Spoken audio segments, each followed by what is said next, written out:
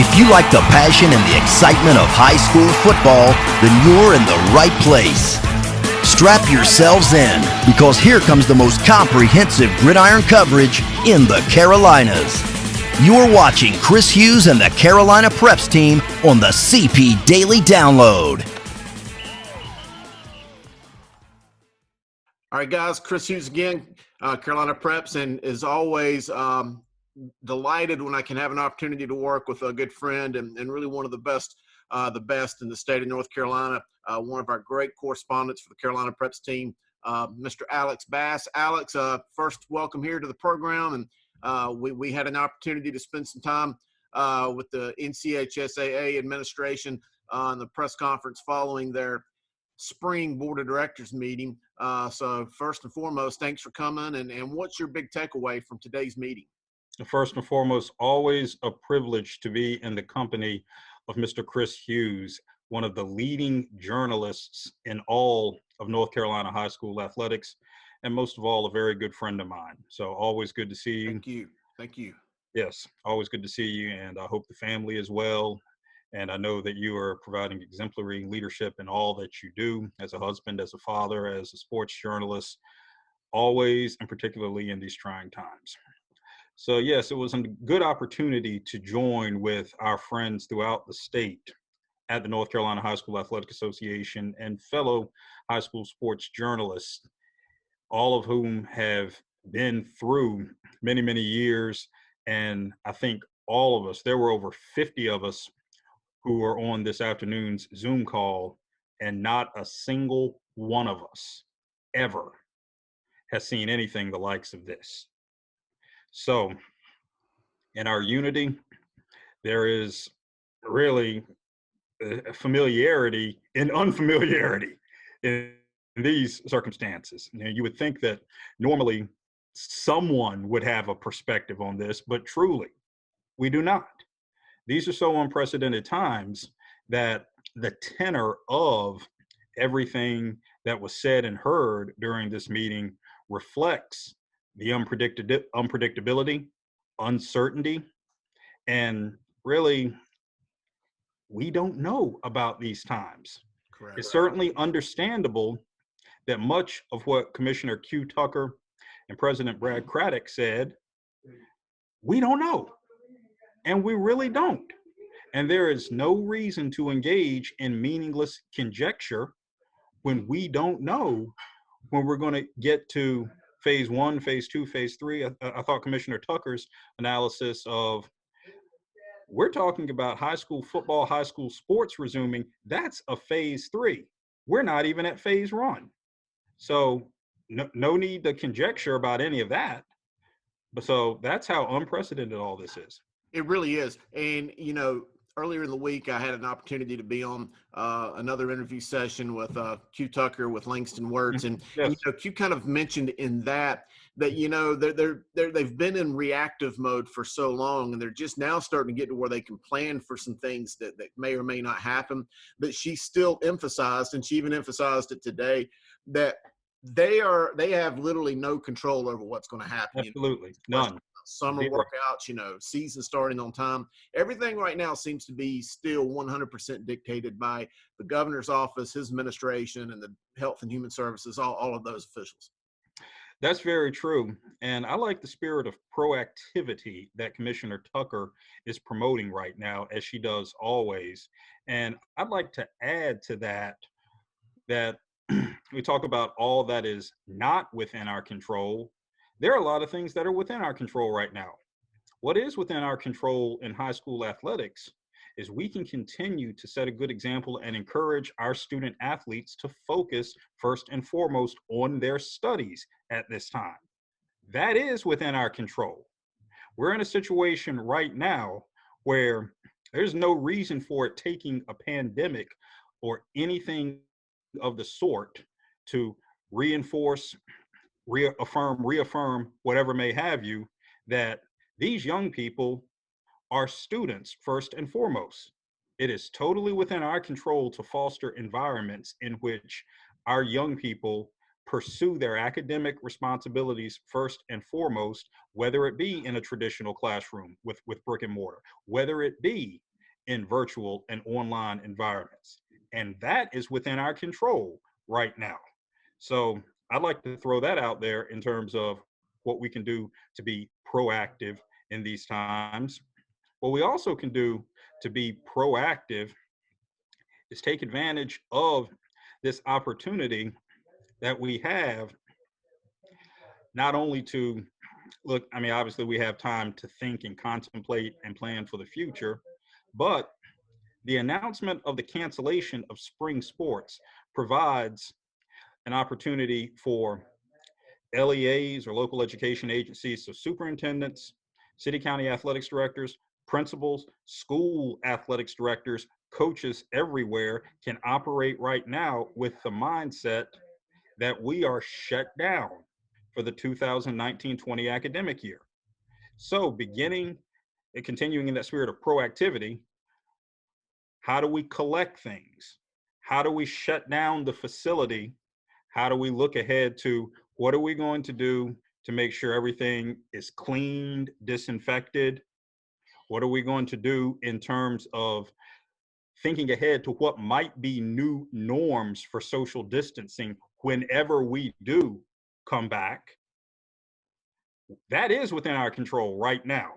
So even amidst these uncertain times, there are many things, as Commissioner Tucker said, that we can do to be proactive, take advantage of what is within our control. So when we return to campuses, when classes resume, when the games resume, we will be in much better positions because of our proactivity at all levels in these uncertain times. Charlie Adams often said that we don't have problems, we have opportunities. This challenge is an opportunity for us to be proactive at all levels and come out better in the end, and then our student athletes win. Yes, I agree. And I love how you mentioned the opportunity and you kind of wove in Charlie Adams, because it's true. You know, we're in a unique time, and I'm going to bring the topic of eligibility in this as well. But, you know, I like how you talked about, you know, the student athlete aspect of it, you know, the continuing of teaching, despite the fact that it's e-learning versus brick and mortar. But this is really an opportunity to kind of press the pause button, step back, maybe punt on third down, collect yourselves, reevaluate, get players, student athletes who maybe have struggled, an opportunity to catch back up without having to worry about, you know, the cyclical nature of the spring workout, summer workout, spring sports, and so many things that just kind of seem to pile up on them. It is kind of a chance for us to kind of press pause and maybe restructure. I don't want to say restructure or change rules, but maybe look at things from a little bit of a different perspective and change some things that maybe needed to be changed a long time ago. Well, I think one thing that we're going to see as what can be a benefit from the revised State Board of Education academic eligibility policy going into the 2020-21 academic year, by which all students who are promoted to the next grade, so that could be from 8 to 9 or anywhere in high school, 9 to 10, 10 to 11, 11 to 12. So long as you are promoted, you will be eligible in the fall 2020 academic term. This is an opportunity to be proactive for if student athletes have struggled in the fall of 2020 from an eligibility perspective. You're not in a catch-up game, because you know right now that so long as you are promoted, you will be eligible. So let's be proactive right now, as you just said, to get in that mindset where student athletes do not get behind next year. It's an opportunity for a semi-reboot. You do not eliminate the full body of work in a high school career, which can span 8 semesters, but knowing that you will have an opportunity, so long as you are promoted to the next grade going into the fall, it's a new start and a beginning. Let's take this time and be proactive to position ourselves, for student athletes to position themselves to take advantage of that new start, that mini reboot, and any challenges of the past, they don't have to reoccur. That is within our control. So let's be proactive. Yes. I like the stance on that. I'm going to kind of backtrack down and go to a different story. I consider you to be one of the most foremost experts in the North Carolina when it comes to basketball. The announcement came out that they would now name co-champions for the teams that were competing for the state championships back in March. What are your thoughts on that? It's kind of an unprecedented move. We really haven't seen that. We've seen, the regional Eastern Western champions, but what do you think about the naming of co-champions?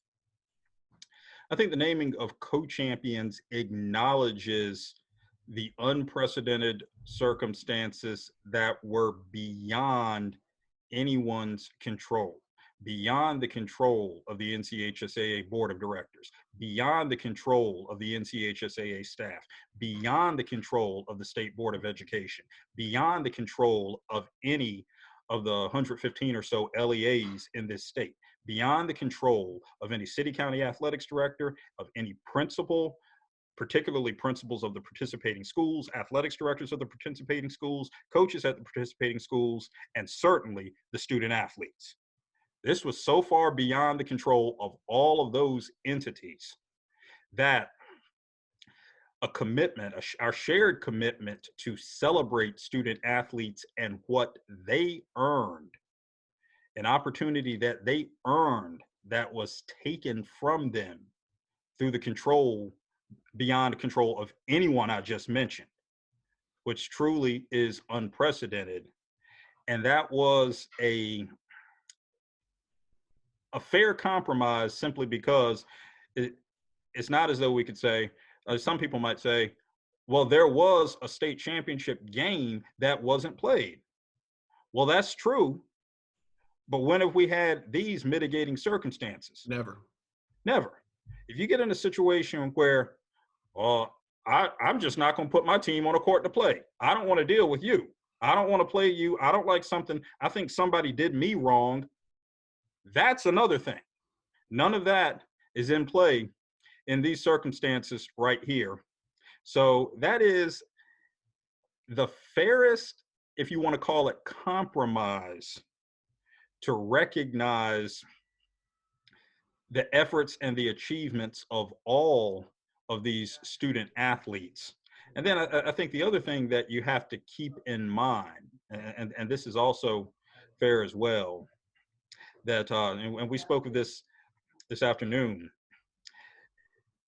there are implications of all championships in all sports for end of season awards, including the Wells Fargo Cup. That's not just football. That's not just basketball. That's all sports. So what were you going to do? I mean, you can't do anything with a game that never was played, let alone given these circumstances. So to preclude the possibility of an asterisk-like situation where people say, well, we never got to play for it. And that's not fair in these circumstances. So all things considered, best resolution for everyone at all of those levels. I'm going to put you on the spot because, again, I put you up there with, I mentioned Langston earlier, Justin Byerly, some guys that really know basketball in the state. I put you up there with anybody. Thank you. I didn't ask you this earlier, so you have no room to prepare. But if you had to give your best team, any class, maybe best top 2 or 3 players in the state of North Carolina, public schools, and I'm going to kind of zero you in there. Give me a brief report card on who you thought the best of the best was this past year of basketball. I guess the saddest thing beyond the fact that those championship games were not played and that all those student athletes never got an opportunity to compete on the stage of the Smith Center or on the stage of Reynolds Coliseum is that we were set to see some of the best players in the state. I'll give you a few examples. If you look on the men's side, Tristan Maxwell of North Mecklenburg, who has been exceptional. I've had the privilege of watching him for 4 years, and someone who has used his individual attributes and qualities to take his team to a higher level to get that opportunity. And we didn't get to see him on that stage. Now, he's got a tremendous opportunity at Georgia Tech next year, but that last game would have been really, really special. I think Justin Wright of Farmville Central, who had an exceptional game in the 2019 state championship last year. Farmville Central was a defending champion, and he'll be continuing his academic and athletic career at North Carolina Central. So the opportunity to see him again would have been nice. Quavion Smith at Farmville Central, who was committed verbally to NC State. It would have been neat to see him on that stage. If you look over on the young lady side, then you have the likes of Anya Poole at Southeast Raleigh, whose team have been so close so many times. And for her not to get that opportunity in this last go around is very, very hard. So those are a few of the best players. It's tough because they were going to be on that stage. I think the other thing that we can look at in a lot of these situations, and very few schools get to do this, Farmville Central was a defending state champion. I think it should be pointed, while nothing will make up for them not getting this opportunity, those kids won a championship last year. Once a state champion, always a state champion. That will stay with them forever. Doesn't erase the sting of this year, but those kids were champions already. So, I mean, just one example right there. And there are other teams in that same situation. Southeast Guilford, the Southeast Guilford women. They've been on this stage. Doesn't erase the sting of this year, but I think we should remember that once a state champion, always a state champion. Absolutely. That's why I love you, man. I can throw it on to you off the cuff, and you know your basketball better than anyone. So gotta hand it to you right there. A couple things before we sign off of this little podcast that I really took note. Now, we can kind of brush over it because it's really not a big deal because, as Q mentioned, they press pause and going to postpone the realignment discussions until most likely the winter meeting in December. So there's not a lot to talk about realignment-wise. But one thing that came out of the meetings that didn't get a lot of press, and I'm going to credit Nick Stevens for asking this question, and I think this is huge, bigger than anything that came out in terms of a football side, is the approval for Columbia and Mattamuskeet to play 8-man football in the 1A ranks. I think that if this goes well, this could really set a swing for other small 1A schools, particularly in Eastern North Carolina. And I can already think of some small schools off the top of my head, like Jones County, that could really benefit if this momentum goes forward with those two schools. I would like to see more schools in Eastern North Carolina have an opportunity to do that, because we know that numbers have been dwindling, and the opportunity to play that 8-man could really beef up a program that struggled over the years. What's your take? I agree with you 100+%. We're dealing with a number of challenges which you articulated. All right, the first one being size. And I'm talking beyond once we step on the gridiron, when we've all seen it as student athletes and as journalists, where one team is just so much bigger than the other. Yes, that's one thing. But what we're talking about here are ADMs, or average daily memberships of schools. You're trying to put a team on the field. Let's take the 1A classification, what we're talking about here. You're trying to put a team on the field, and you have 300 to 400 kids in your school, and my pool is 200 to 300 kids larger than yours. That makes a difference. So we're dealing with size. The other thing that we're dealing with here is geography. A lot of those schools, you look at Columbia and Mattamuskeet, have such geographical challenges that are that much harder once you start factoring in gas bills and things like that. These schools are traveling into land all the time to play conference games. It's a one-time deal for their conference opponents to travel out to them.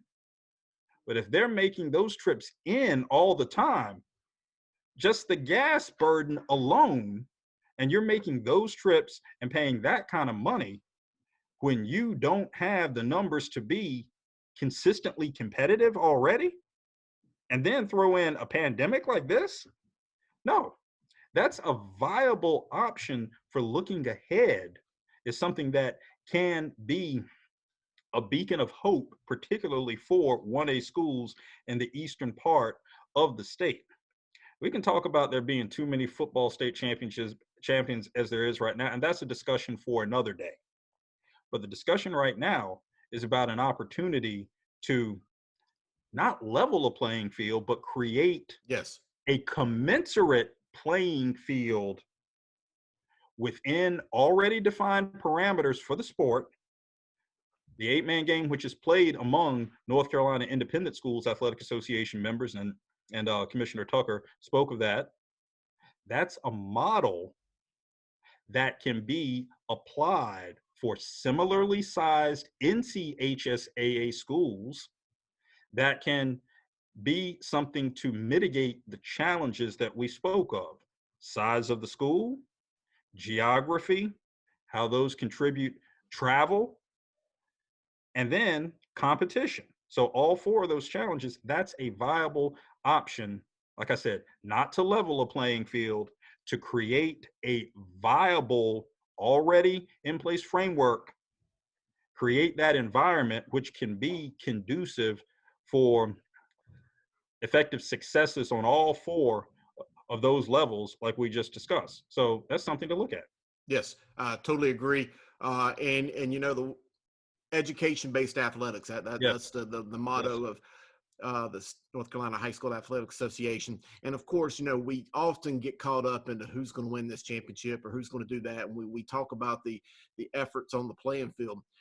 But in regards to this 8-man, just kind of put a button up this topic, I think it can shed new life on a lot of programs who, yes, they field a program, they field a team, but the players aren't able to have the success. And it's by no fault of their own. They just happen to be hamstrung by the small numbers within their community and the location. You know, off the top of my head, I could think of programs like Rosman, Yes. Union, maybe a couple of the Duplin County, maybe in North Duplin. There's a lot of schools, the county schools, to where all of a sudden you can give those players, maybe North Edgecombe, new light, to where all of a sudden it's back to being apples to apples, because they're not playing schools that have 200, 300 plus members more than they have in the 1A ranks. We're not talking them against 2A. We're talking about them against their own likes, and it could create a new playing field. And if that's the case, I'm all for it, because it's more fair for the players, more fair for the student athletes.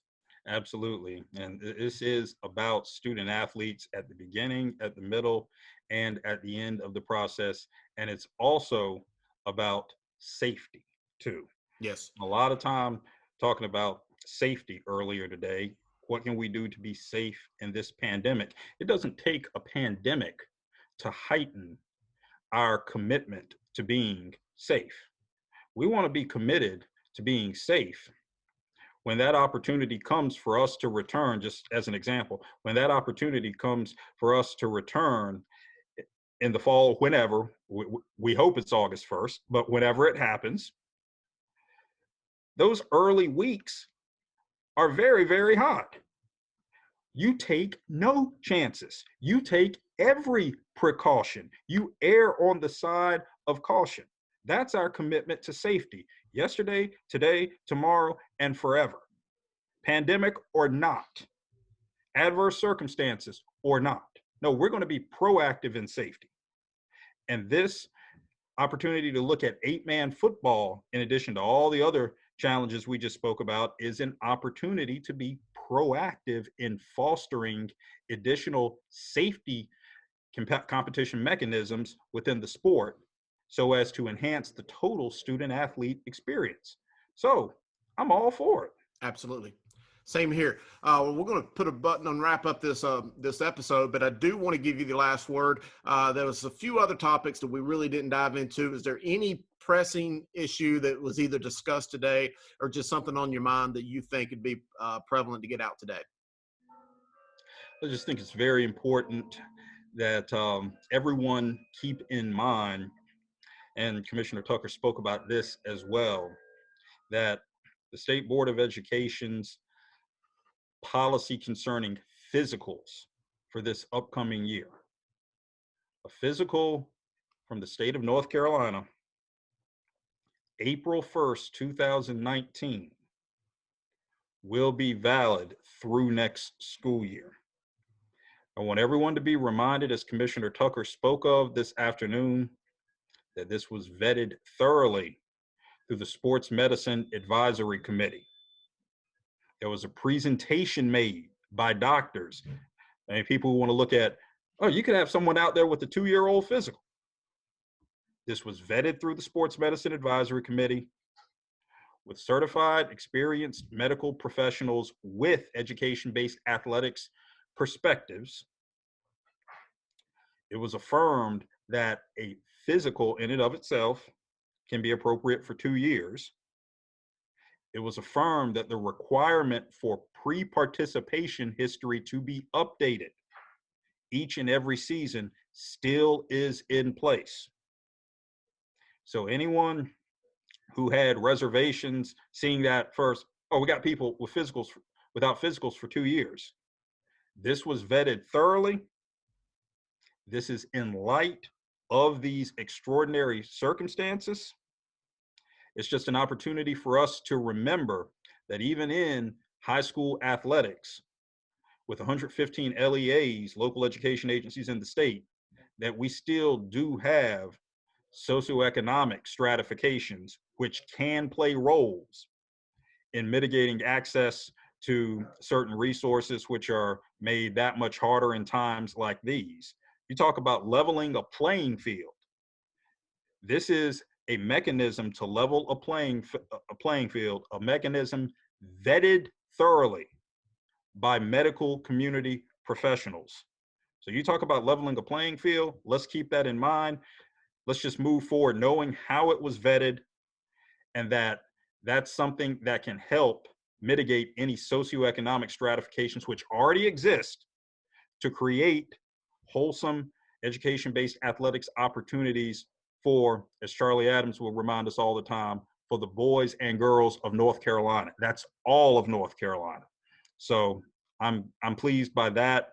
I'm pleased by Commissioner Tucker's explanation of that. And let's keep that in mind, that education-based athletics are for everyone.